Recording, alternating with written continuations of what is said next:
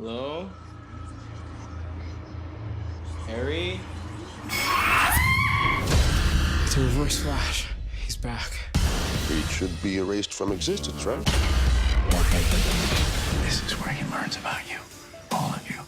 This is his origin story. And there's nothing you can do about it. How's it going, everybody? Today I'm going to be reviewing Season 2, Episode 11 of The Flash, titled The Reverse Flash Returns. Spoilers for the episode. If you've not seen it, go watch the episode, then come back here. So as the title states, the Reverse Flash does indeed return, and they explain it in a way that makes sense for the show at the very least. I mean, time travel can be very tricky.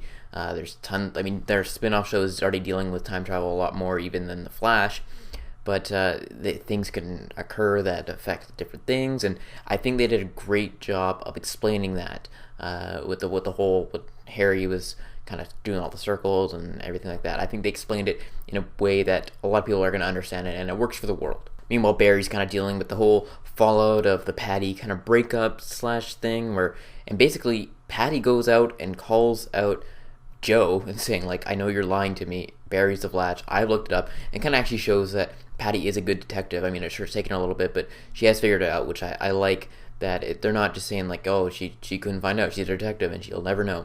I like how she found out on her own and Barry didn't have to actually come out and say it. Although I was a little pissed off, like, Barry, like, you're being like an idiot. Like, she'll stay with you if you just say that you're the Flash. She knows you are, so I don't understand the point of not admitting it in that little moment. But beside the point, that's just more of a, like, Barry, come on.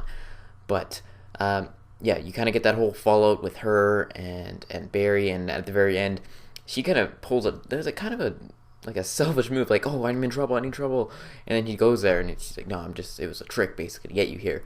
And it's like, come on, Patty. But you get to that, and they kind of get their last goodbyes.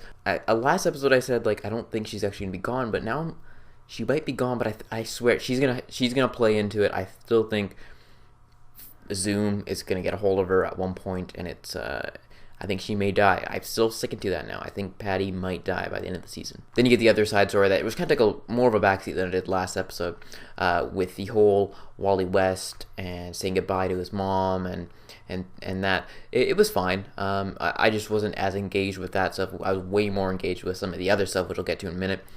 But yeah, like, it was there. It didn't take away from the episode. I'm glad it was a smaller portion of the episode because it didn't detract from what the main story was going on. It was nice to see Candice Patton get a great moment, though. Like, she's really developed as an actress. I think even from the beginning of the show, you got to see her range, and when she kind of breaks down, even though she hasn't been with her mom for quite some time, and you get to see that emotional impact it had on her, which was a great scene. Then we get the other side story of Jay Garrick, and he's sick. He's pretty much dying, it seems like. We don't really get a full explanation of that, but basically they can find his doppelganger, then we can cure him, and we can make him better, and use his cells to regenerate the cells that are going away in Jay Garrick's body.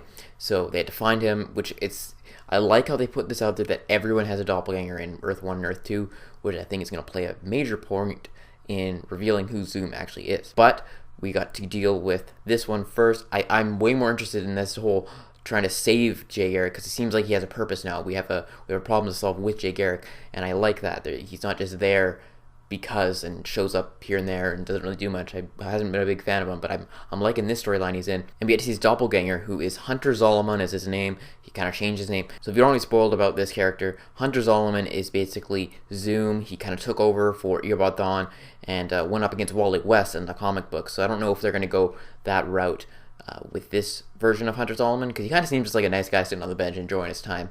I don't know if he's anyone important right now, but it was a nice little Easter egg, and I'm curious to what will happen with his character. And now to the main storyline, we get Cisco, and he's vibing. He's trying to find Reverse Flash, and he eventually finds him.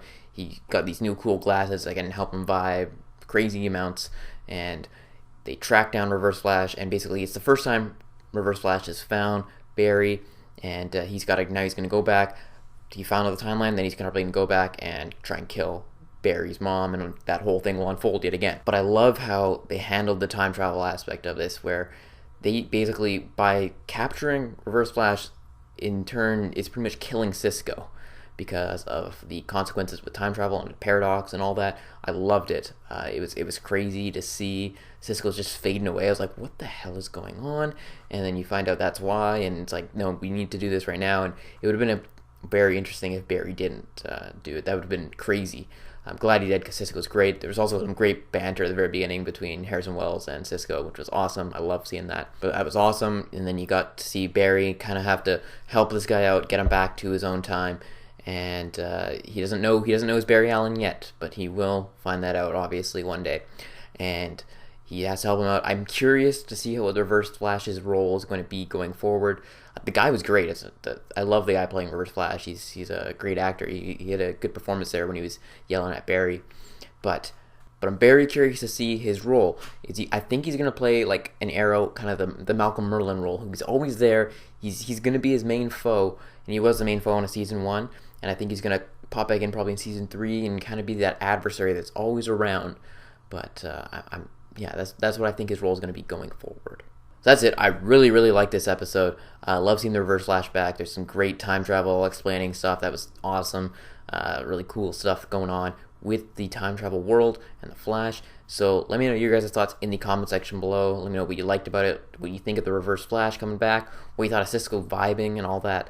I'd love to hear your thoughts. Be sure to subscribe to my channel for more videos each and every week. That is it, and I will talk to you all later.